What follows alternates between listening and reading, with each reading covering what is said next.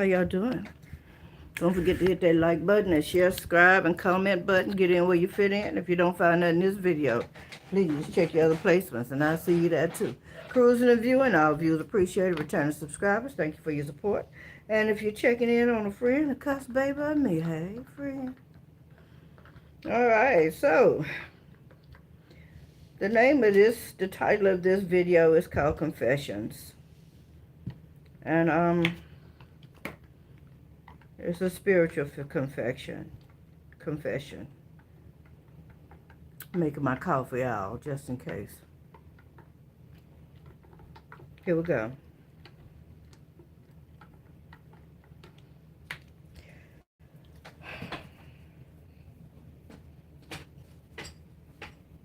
Many years ago,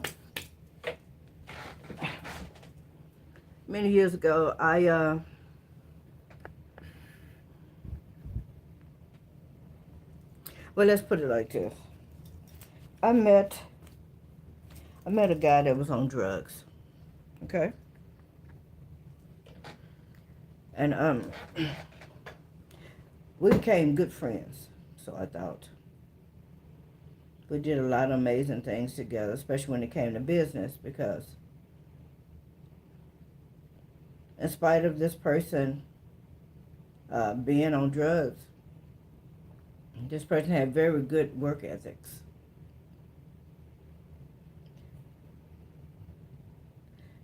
As time went by, I seemed to have been more like a protector for this particular person. The Lord would speak to me. When I say the Lord, I mean the voice, my spiritual team, angels, and would tell me to do this, that, and the other pertaining to this particular person. This particular person had got themselves in a world of wind of trouble over the years. And I could be living in a whole nother city, and I would get a message to go either pick this person up, stuff like that.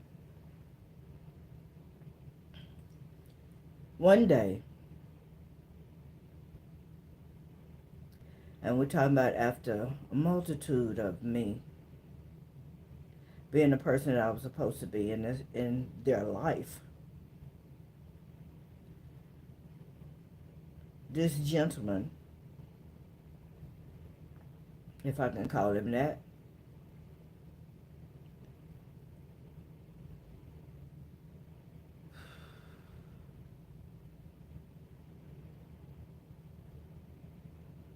this gentleman ended up dying. Now, the reason I'm telling you this is because I need people to understand when there's a calling on your life, when God has called you to do something, He gives you the ability to do it. He expects you to do it. If you don't take it, if you don't do exactly what you're told to do, there could be some repercussions. You have to live with that. So, spirituality is nothing just to pick up and put down today and pick it up again for another day. It's something that you live with 24/7, every day. You yourself is a spiritual being. Your thoughts are not your own thoughts. I don't know if anybody noticed that though, what? Your thoughts are not your thoughts. It's as if there is someone else actually pulling the strings and orchestrating everything, but then you still have choice.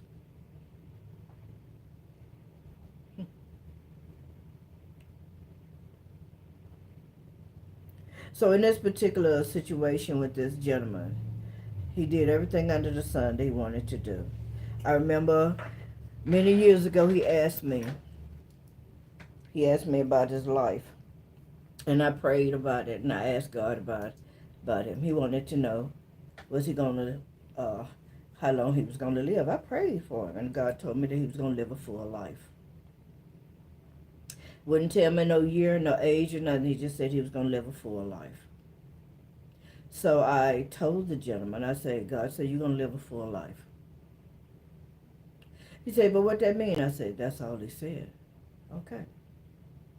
So my understanding what a full life is was by me reflecting back on this guy's life. Okay.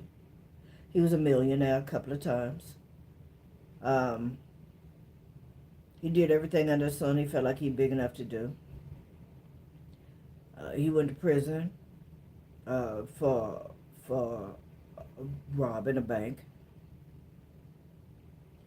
He went to mental health clinic and stayed there because he began to hear voices. And he stole from people, sold dope, got shot somebody. He had children and a wife, and he had lovers as well of different gender. So I guess basically you can say he had a full life. Well, the man was like a jack of all trades. There was pretty much nothing that he didn't know how to do.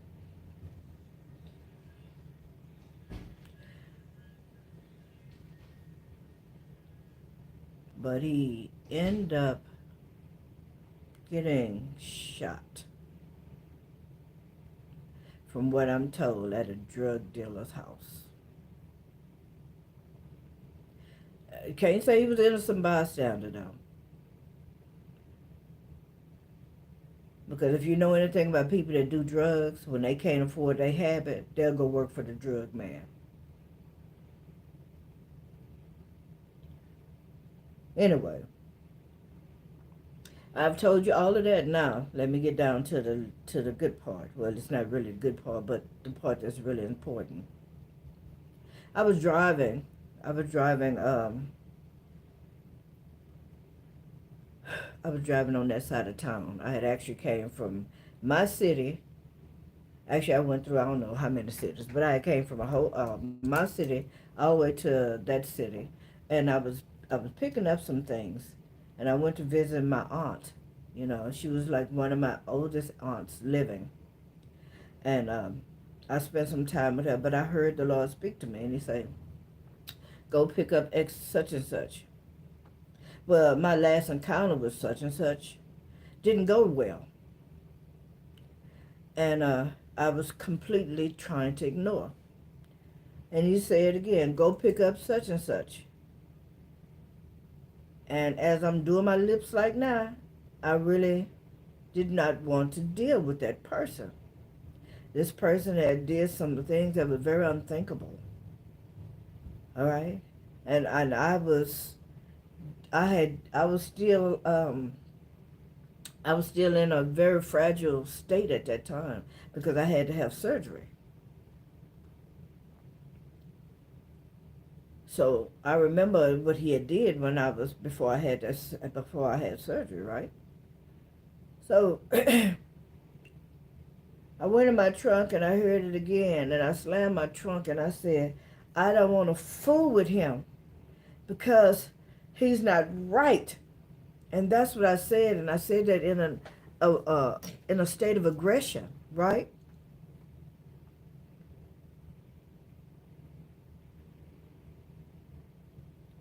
And he got killed the same day.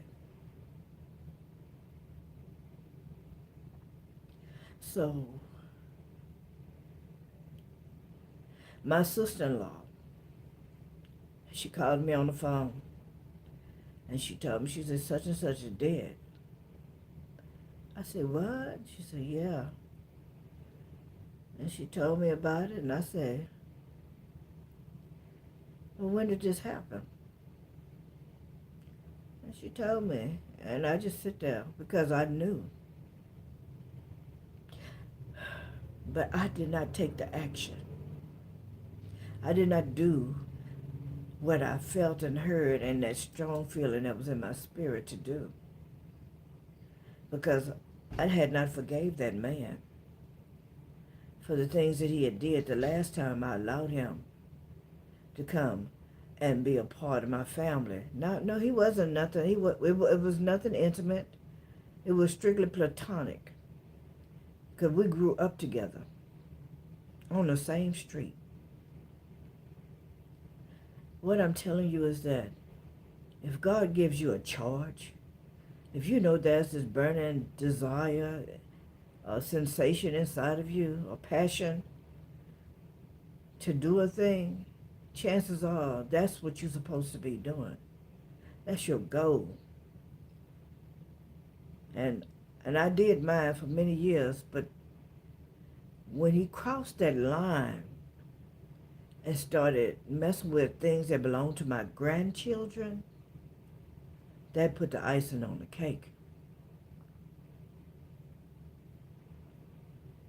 And the only thing I could see, either me or him. But I did not know that the man was going to get killed. Thank you for that super chat. I appreciate you.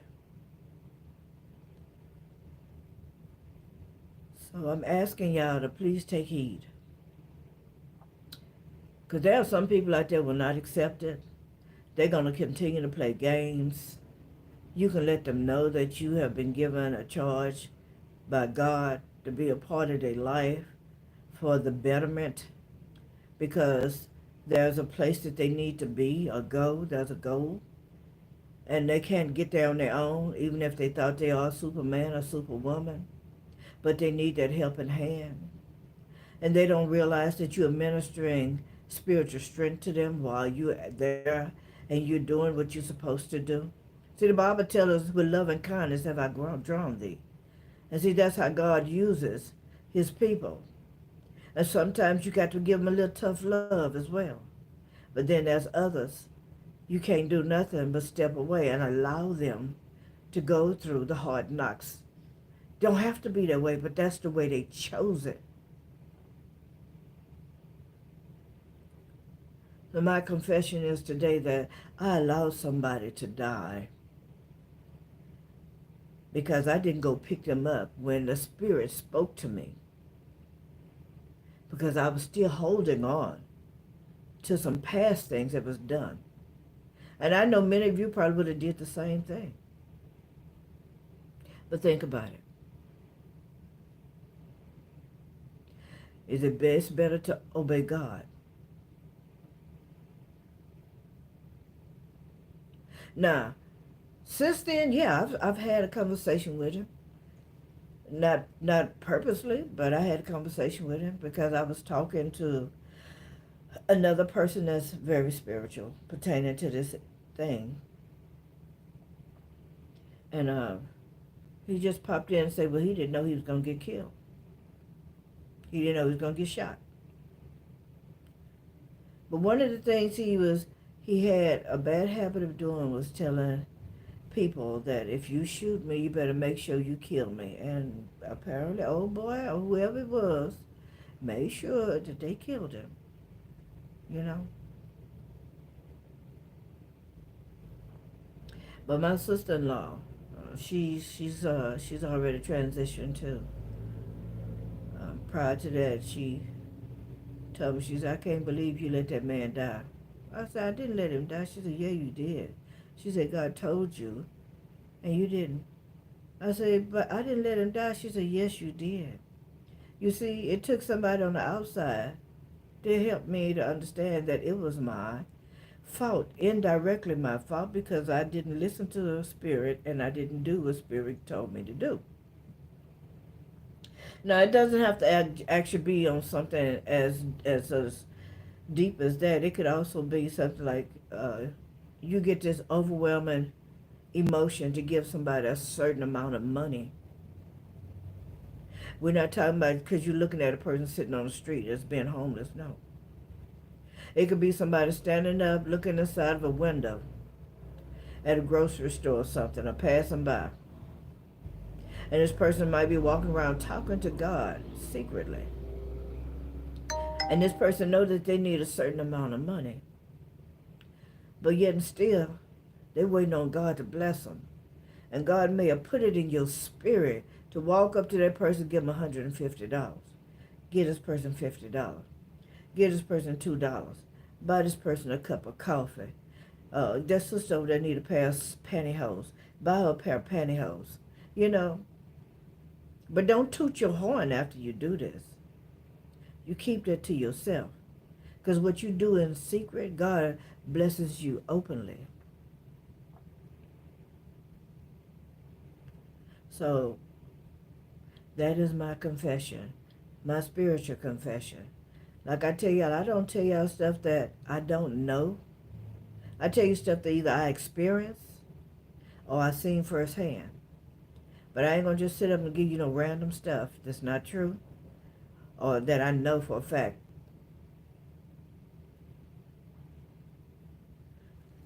So shout out to everybody that's in the live. I see Elsing, Prophetess Deja, Ahmed, Derek Stewart. Thank you, Derek.